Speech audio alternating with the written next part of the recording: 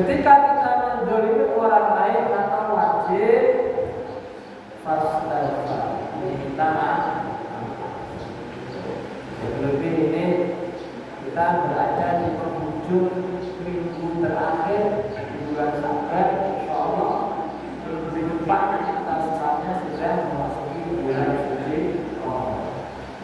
Maka ketika kita sengaja ataupun tidak sengaja menzalimi orang lain, mungkin menzalimi anak kita, menzalimi suami kita, menzalimi istri kita, menzalimi orang tua, menzalimi mertua kita, menzalimi atasan kita, menzalimi bawahan kita, menzalimi tetangga kita, menzalimi banyak dolim juga.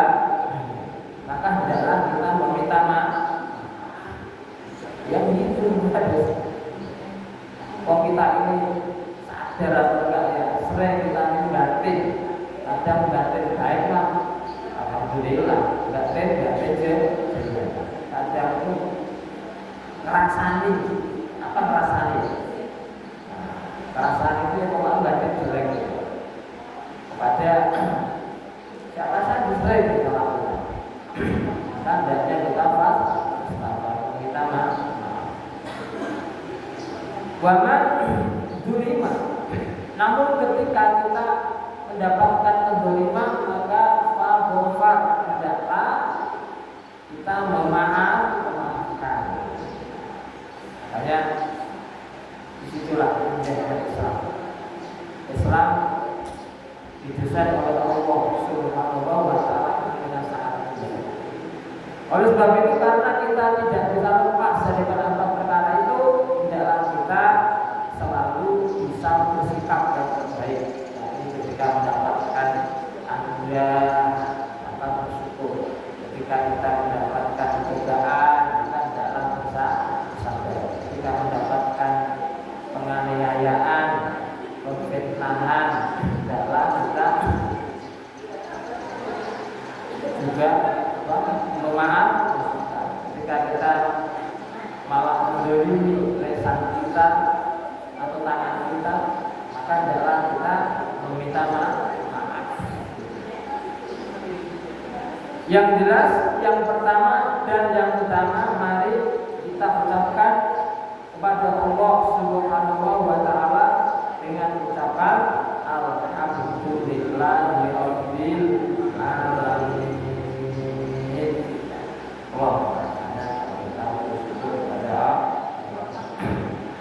Yang kedua kalinya, selawat dan salamnya Allah Subhanahu wa taala semoga tercurah limpahkan pada junjungan alam Nabi Agung Sayyidina Muhammad sallallahu alaihi wasallam. Dan sekarang kita selawatan inna wa malaikatahu yusholluna ala nabi ya ayyuhalladzina amanu shollu alaihi wa sallimu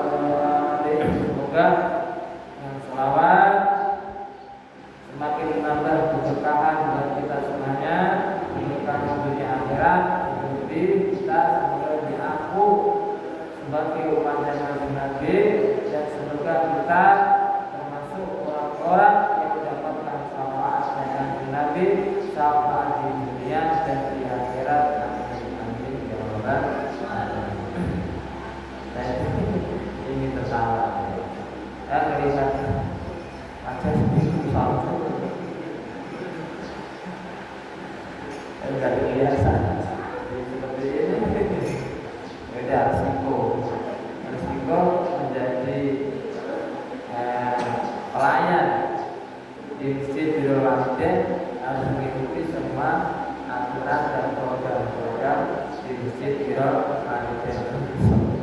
dikontenkan. Bismillahirrahmanirrahim. Kamasalil ladzi istawqada an-nar ma haulahu dhahaballahu bis. Ini kalau dikontekan tak dipotong ya. Dhahaballahu binurihim badarallahu fi dhulumatin la yubsirun.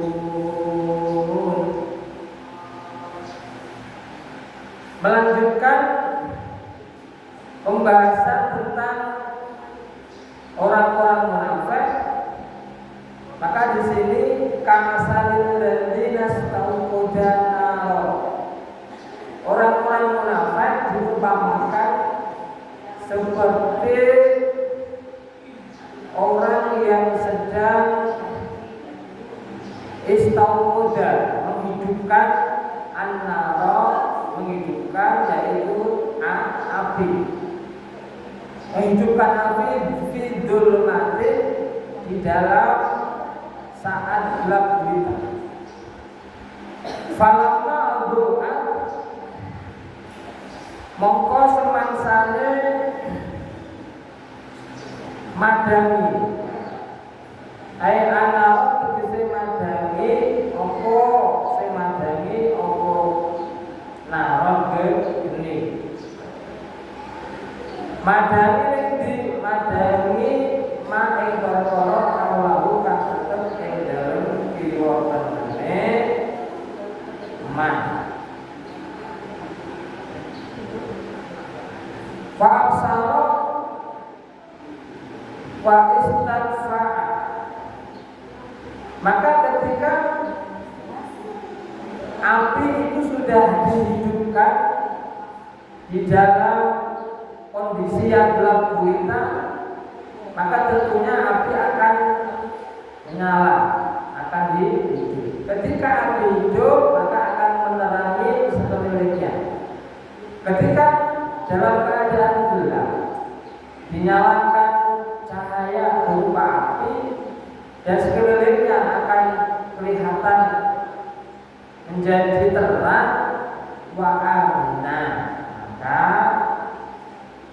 tentu orang tersebut akan menjadi aman, jadi tenang. Tenang dari apa? Ma'yakhofu, tenang dari apa yang ditakutkan. Karena ketika kita mengalami gelap gulita, tentunya yang ada adalah perasaan tidak tenang. Kita ketika mengalami listrik mati saja selama setengah malam, itu sudah rasanya sudah khawatir macam-macam.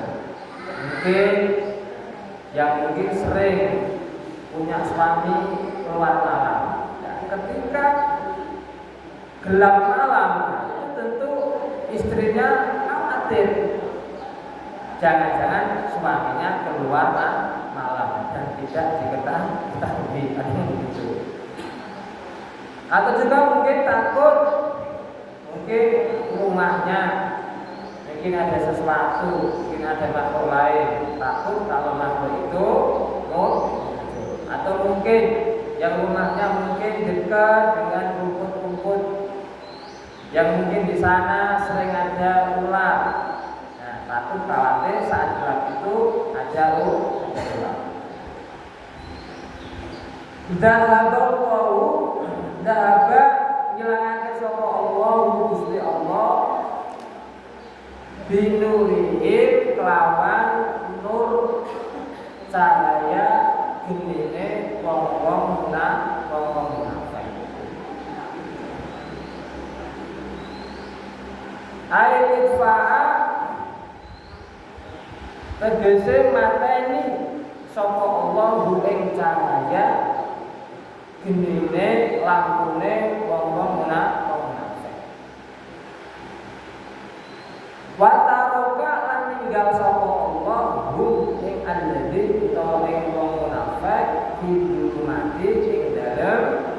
gelap gulita ing dalam weteng. Lain suruna mongko ora padha bisa weruh sapa wong munafik di saat keadaan asale padang terus dipadai. Maksudnya bagaimana? Orang-orang munafik itu diibaratkan bagaikan mereka menyalakan api di saat gelap gulita. Ketika api itu sudah hidup, maka mereka merasa nyaman karena bisa menerangi di sekelilingnya. Namun oleh Allah Subhanahu wa taala api itu dipadamkan. Maka ketika api dipadamkan, tentunya keadaan menjadi gelap gulita. Ketika gelap gulita, maka mereka orang-orang munafik tidak bisa melihat di sekelilingnya. Ma haulahum mutahazzirina ala tariqi khaifina fakadzalika haulaika amanu bi idhari kalimatil iman fa idza matu ja'ahum al-khawfa wal adzab. Jadi orang-orang munafik itu disifatkan di sini setelah mereka seolah-olah menyalakan api saat kegelapan, lalu teranglah di sekelilingnya, lalu Allah mematikan api itu sehingga gelap mereka gelap. Mutahayyirina gelap dalam keadaan bingung anitoriki dari jalan, karena mereka bingung di jalan. Khaifina dalam keadaan mereka khawatir atau takut. Lah, faida matu ja'ahu al-khawfu wal adzab. Maka saat mereka masih hidup, seolah-olah mereka itu merasa nyaman. Ibarat tadi kayak mereka itu bisa menyalakan api dalam kegelapan. Maka mereka merasa nyaman sementara hidup di dunia, karena mereka masih bisa bekerja, mereka masih bisa makan, mereka masih bisa bermain ke sana kemari, mereka masih bisa meraih jabatan, mereka masih bisa bersenang-senang selama di dunia. Namun itu sifatnya hanya sementara. Namun ketika faida matu ja'ahu al-khawfu wal adzab, ketika sudah mendekati kematian, maka mereka sangat ketakutan sekali. Karena apa? Adzab sudah di depan mata. Itu adalah orang-orang munafik. Kenapa begitu? Karena ketika sudah mendekati kematian, watarokahum fi dzulumati la yubsirun. Allah itu mematikan apinya atau segala kenikmatan di dunia yang ia bisa lakukan selama hidup dihilangkan oleh Allah Subhanahu wa taala ketika ajal menjelang atau ajal menjemput. Alhamdulillah, semua alhamdulillahi min dzalik. Sifatnya orang-orang munafik. Enggak apa-apa. Karena dunia ini selama masih ada, maka orang-orang yang jahat, orang-orang yang ahli modus, orang-orang yang pokoknya sering membuat kecewa banyak orang, sering membuat sakit hati banyak orang, mereka masih bisa berhasil selama dunia masih ada. Tetapi keberhasilan mereka di dalam kejahatannya, di dalam dosanya, di dalam kezalimannya, itu akan berakhir ketika ajal menjemput. Di situ. Mereka nanti bingung. Mutahayyirina, ya Allah, ternyata hidup sebentar. Ternyata hidup sebentar. Bingung mereka, gelap. Dan adab sudah mulai berada di depan mata. Hadirin jamaah sholat subuh rahimahullah. Oleh sebab itu, iktibar apa yang bisa kita ambil daripada sifatnya orang-orang? Yang bisa kita ambil adalah jangan sampai kita ini punya sifat yang seperti itu. Punya sifat yang kita terlena dengan adanya dunia. Dan untuk meraih dunia, kita tidak mengindahkan aturan-aturan agama ataupun aturan-aturan negara. Yakni istilahnya jual atau asal dapat apapun dengan cara apapun, maka yang penting dapat. Tidak kenal haram, tidak kenal halal, pokoknya dapat. Tidak kenal apakah itu nanti membuat sakit saudaranya atau membuat kecewa temannya, itu mereka tidak menjadi soal. Dan itu harus dihindari, karena itu sifatnya hanya sementara. Ketika nanti sudah ajal menjemput, maka akan kebingungan dan akan merasa menyesal. Nah, kalau menyesal, nyawa sudah menuju tenggorokan, sudah tidak ada gunanya. Buat apa? Ingat ketika nafas sudah berada di dalam tenggorokan. Hadirin jamaah sholat subuh rahimahullah. Oleh sebab itu, marilah hukum di dalam bulan bulan Sa'ban, di akhir Sa'ban menjelang Ramadan ini, kita diberikan kesempatan Allah masih hidup, yang kita gunakan sebaik-baiknya. Kita som-som bulan Ramadan ini dengan amal kebaikan. Karena apa? Karena barang siapa yang hatinya merasa senang dengan datanya bulan Ramadan, maka akan diampuni seluruh dosa-dosanya, kecuali yaitu orang-orang yang musyrik kepada Allah Subhanahu wa Ta'ala. Itu yang pertama. Orang musyrik itu bagaimana? Apakah orang Islam yang Islam itu juga bisa musyrik? Bisa.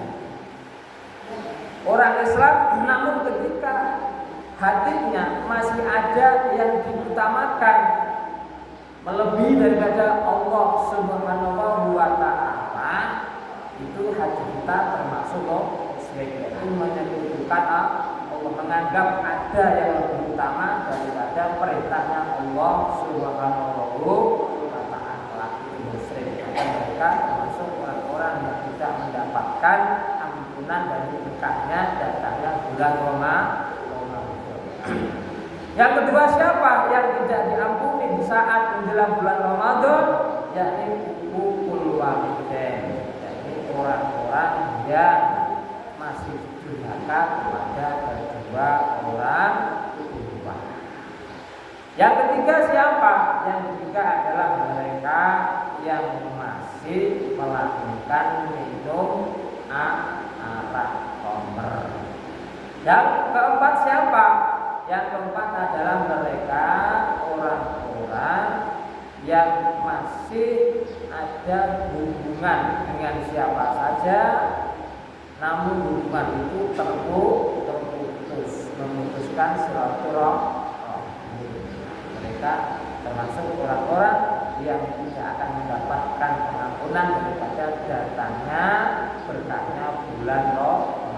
Mari ya, kita sambung kembali saat ini. Apabila mungkin kemarin-kemarin dengan orang tua, dengan mertua, dengan istri, dengan suami, dengan anak, dengan teman, dengan tetangga, dengan kolega, ada hati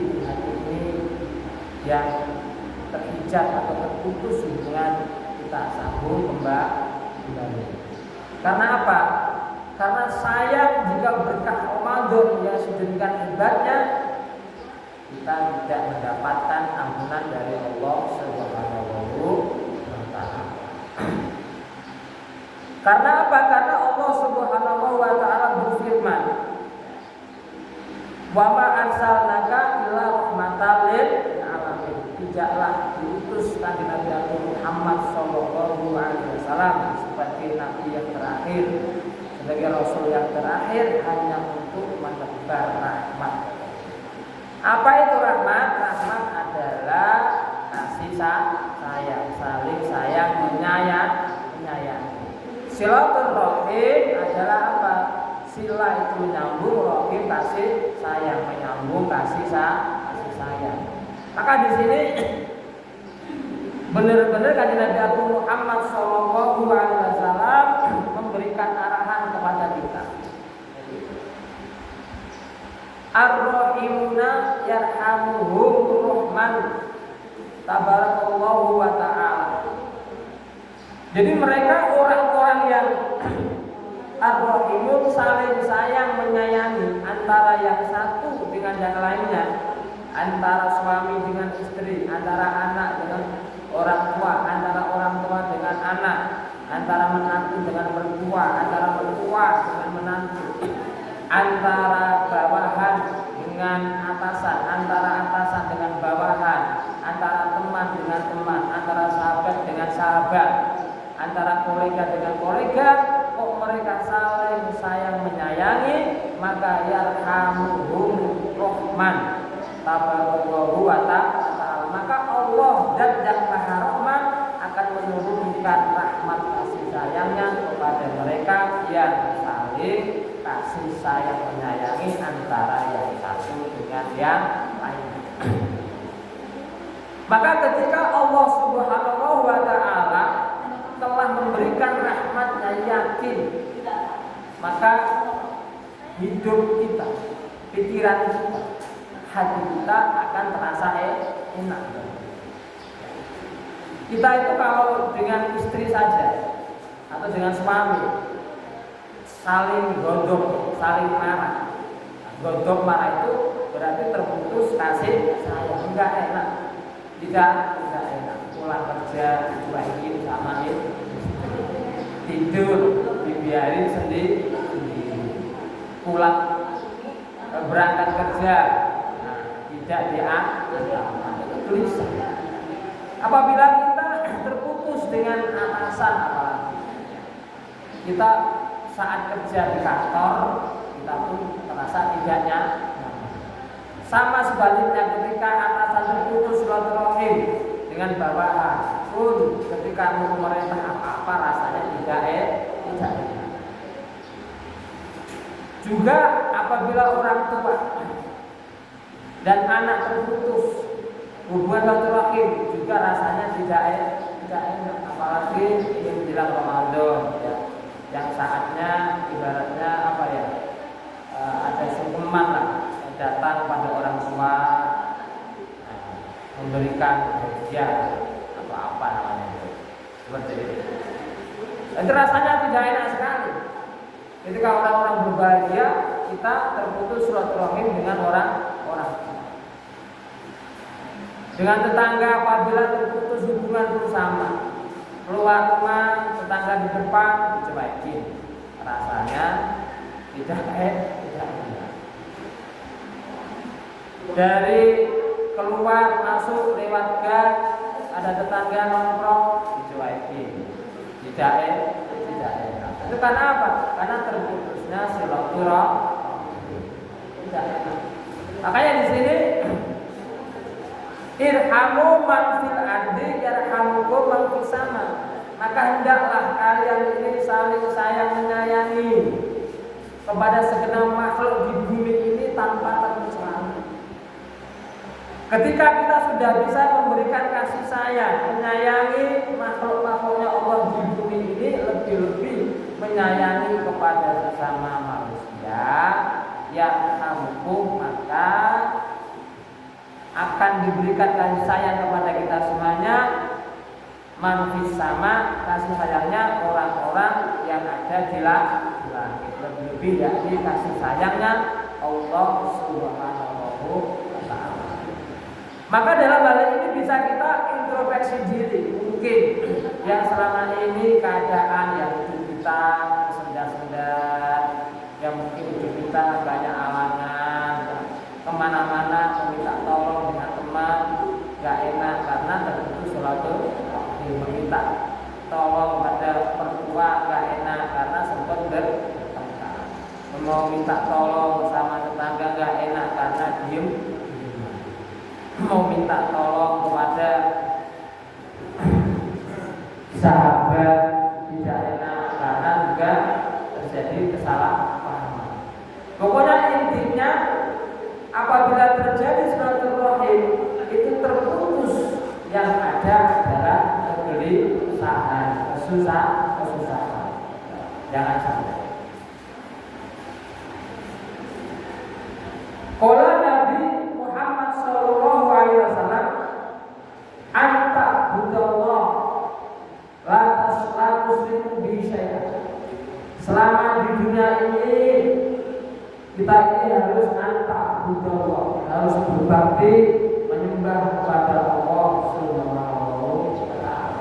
Jadi tidak ada yang lebih kita utamakan kecuali adalah Allah Subhanahu wa ta'ala. Bagaimana cara berbakti kepada Allah? Bagaimana cara kita mengutamakan Allah? Yakni mengutamakan apa yang diperintah oleh Allah. Secapek apapun kita, sesibuk apapun kita, ketika sudah saatnya sholat, maka sholat. Seenak apapun kita tidur, ketika sudah ada tahim, maka hendaklah bangun. Itu apa? Untuk mengutamakan pengabdian kita kepada perintahnya Allah Subhanahu wa ta'ala, yakni bangun subuh. La tusyriku bi syai'an, dan jangan sampai kita menyekutukan Allah dengan sesuatu. Apa artinya? Yaitu ada yang lebih utama daripada Allah Subhanahu wa ta'ala. Ada yang lebih utama daripada perintah-perintahnya Allah Subhanahu wa ta'ala. Ketika Allah sudah memberikan warning seperti ini loh haram, hendaklah kita jangan diterjang. Udah tahu ini riba, tapi tetap kita ini dilakukan. Itu berarti apa? Berarti di dalam hatinya masih ada kemusyrikan, masih ada yang lebih utama, yang lebih didahulukan selain Allah, yakni apa? Riba. Ini harus hati-hati. Waktu kita sholat, hendaknya kita ini menjalankan sholat istiqomah dalam keadaan apapun, senang, tidak senang, harus sholat. Bukannya ketika keadaan senang, mungkin pesta, diundang syukuran temannya atau saudaranya sehingga lupa diri. Tetap harus sholat. Jangan merasa malu hanya karena gara-gara diundang tasaburan diberikan bintang 5. Malu, harus sholat karena yang lain tidak sholat, harus sholat. Sesibuk apapun juga harus sholat. Tentang yang kerjaannya banyak, order yang banyak, meninggalkan sholat. Alasan diburu-buru oleh banyak. Jangan. Waktu zakat dan harus memberikan zakat. Apabila kita diberikan anugerah harta benda, maka wajib hukumnya sebagian sekian persen harus dikeluarkan. Karena itu apa? Ada hak fakirin. Nah, yang terakhir adalah watasirul rahimi. Hendaknya kita menyambung silaturahim. Jadi banyak daripada sabda-sabda Nabi yang memerintahkan untuk menyambung silaturahim. Juga Nabi menjelaskan mamin dambin ajdaru ayatullahu ta'ala lisahibihil uqubah fid dunya ma'a ma yudakhiru lahu fil akhirah mislul bagi wa qati'atul rahim. Jadi tidak ada dosa yang lebih patut untuk disegerakan ukubahnya. Jadi tidak ada dosa, tidak ada kesalahan yang lebih patut untuk disegerakan, dipercepat siksanya di dunia dan juga nanti di akhirat selain orang-orang yang melampaui batas, yaitu waqti'atul rahim, yakni orang-orang yang memutus silaturahim. Terbanyak. Makanya kita harus banyak-banyak muhasabah. Kenapa ya hidup saya begini? Kenapa ya kok di sana sini susah, di sana sini tertutup semua? Mungkin jangan-jangan ada ya kita itu memutus suatu mungkin dengan teman, atau mungkin dengan orang tua, atau mungkin dengan mertua, atau mungkin dengan sahabat, atau mungkin dengan siapa saja, atau mungkin memutuskan silaturahim dengan para alim ulama. Itu bahaya tambah berat. Karena apa? Karena di dalam keterangan yang lain Nabi Muhammad SAW menjelaskan di dalam kitab ada itu, di dalam kitab apa namanya? Karangannya juga Imam Ghazali. Lupa pokoknya ada. Jadi apabila ketika ada orang yang memutus silaturahim, orang yang masih punya hubungan terputus silaturahimnya, mereka hadir di satu majelis. Seperti majelis seperti ini ya, majelis taklim, majelis kuliah, majelis zikir, majelis berjamaah sholat fardu lima waktu. Kok ada satu saja orang yang masih punya hubungan terputus atau memutuskan silaturahim dengan saudaranya, orang tuanya, atau kepada alim ulama atau siapa, maka hilanglah keberkahan majelis tersebut. Hilang, nggak ada artinya. Berarti kita menyebabkan dosa. Yang harusnya jamaah-jamaah yang lain itu mendapatkan anugerah dari Allah, mendapatkan berkah dari Allah, rahmat dari Allah ketika ada kita hadir di sana. Kita ini masih punya hubungan yang terputus dengan saudara atau orang tua atau siapa saja, maka majelis itu menjadi hilang berkahnya. Makanya jangan heran. Kadang-kadang kita melihat ibu-ibu di mana-mana rajin sekali ngajinya, tapi ngajinya tidak bisa membuat perubahan itu menjadi lebih baik. Ngaji mah ngaji, rumpi mah rumpi, ibah mandi ibah. Jangan-jangan seperti itu. Ya, masih ada hubungan apa yang terputus. Jadi majelisnya tidak berkah. Yang salah bukan majelisnya, bukan ustaznya, bukan kiainya, tapi mungkin diri kita ya yang salah. Nah, makanya kadang bergaul pun penting. Jangan sampai kita ini bergaul dengan orang-orang yang menunjukkan silaturahim, kita bisa kena sialnya. Jadi kita sial kadang-kadang apa? Bukan diri kita, mungkin teman kita, teman partner kerja kita mungkin sial. Membuat sial karena apa? Mungkin dia membutuhkan silaturahim dengan mungkin orang tuanya atau siapa saja, sehingga kita yang dekat menjadi ikut sial. Kenapa begitu? Karena Allah Subhanahu wa taala di sini menjelaskan.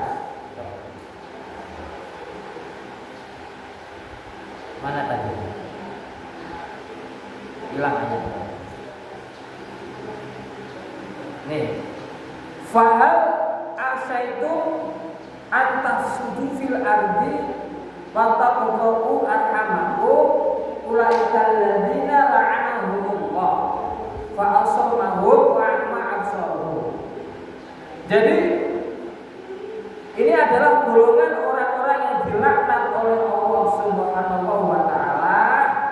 Satu adalah orang-orang antafsudu, yaitu orang-orang yang membuat kerusakan di muka bumi. Wattaqu, dan orang-orang yang memutus silaturahim, la'anahumullah, Allah melaknat.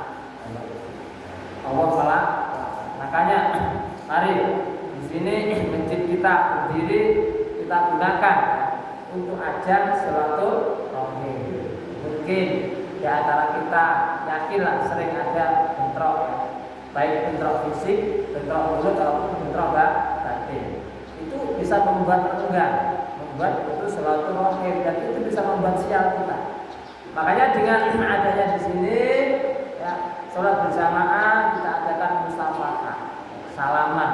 Maka ketika bertemu dua tangan, dua telapak tangan, berjabat tangan antara muslim yang satu dengan yang lain, maka rontoklah kedua dosa mereka. Mungkin kita ada malu karena banyak dibaik tetangga atau saudara, kita malu, minta maaf.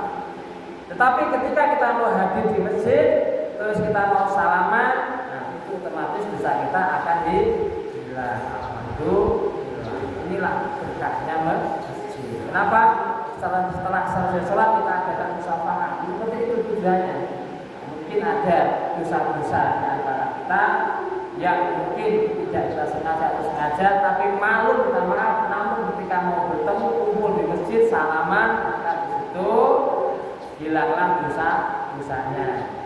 Atau juga bisa, makanya seperti ketika ada tasawuran rumah, kita mengundang semuanya, nanti ada musafahah, itu bagus.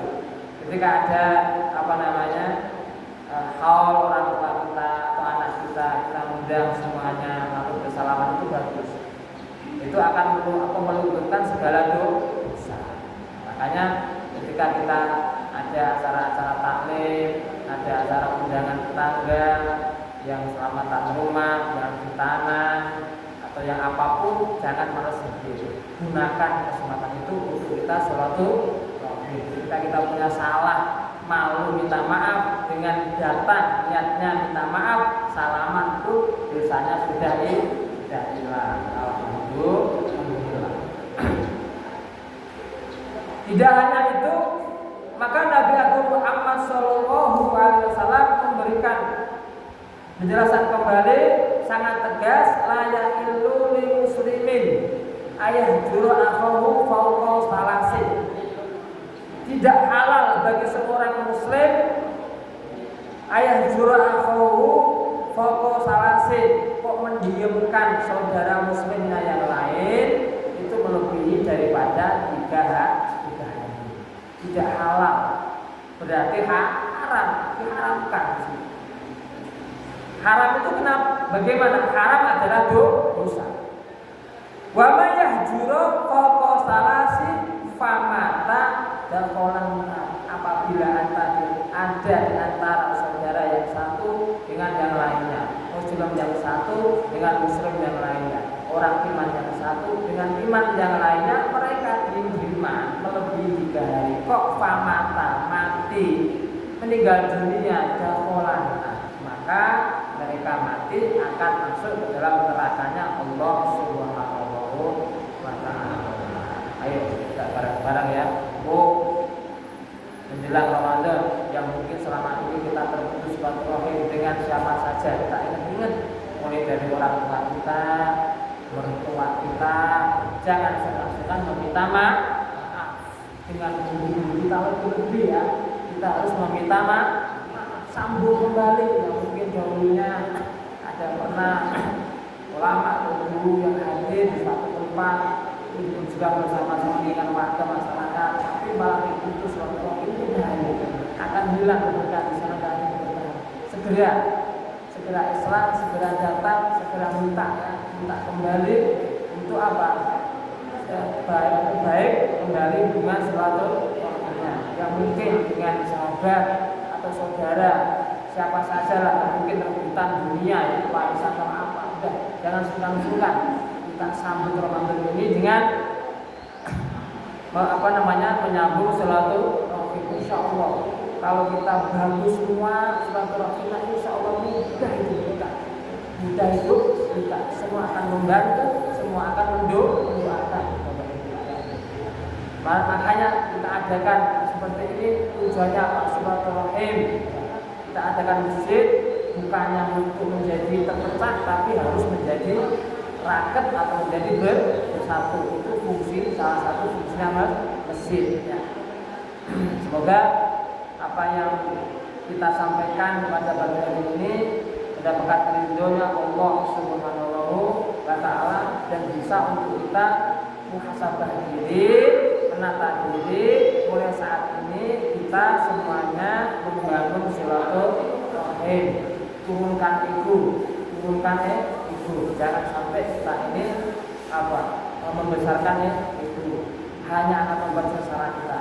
Kalau kita mau nurut sama Allah, nurut sama Nabi, nurut ajaran Islam, insya Allah hidup kita akan bahagia dunia akhirat. Robbana atina fid dunya hasanah, di dunia hasanah semuanya, baik semuanya pokoknya dah. Keluarga juga hasanah, suami istri pada bahagia, tidak pernah bertengkar, saling kasih sayang, menyayangi, anak pun soleh-soleha, enak, tidak menjengkelkan, tetangga pun sama rukun, saling sapa menyapa, dengan saudara pun sama, saling tegur, saling telepon-teleponan, saling tanya soal kabar. Pokoknya enak pokoknya ya. Kalau kita mau menurut Allah dan menurut Rasulnya, menjalankan apa yang diperintahkan di dalam agama Islam. Amin ya rabbal alamin. Demikian yang bisa kita sampaikan dari awal sampai akhir. Mungkin apabila ada sesuatu yang kurang pas atau kurang enak, nanti mohon dimaafkan karena juga agak grogi sebenarnya, agak fokus ke depan ini. Baru adaptasi. Ya Allah. Apabila ada baiknya itu adalah murni berarti apa? Anugerah dari Allah Subhanahu wa taala. Semoga kita semuanya bisa menjalankan ilmu ini. Amin amin ya rabbal alamin. Wallahu muwaffiq ala aqwamit thoriq. Wassalamualaikum warahmatullahi wabarakatuh.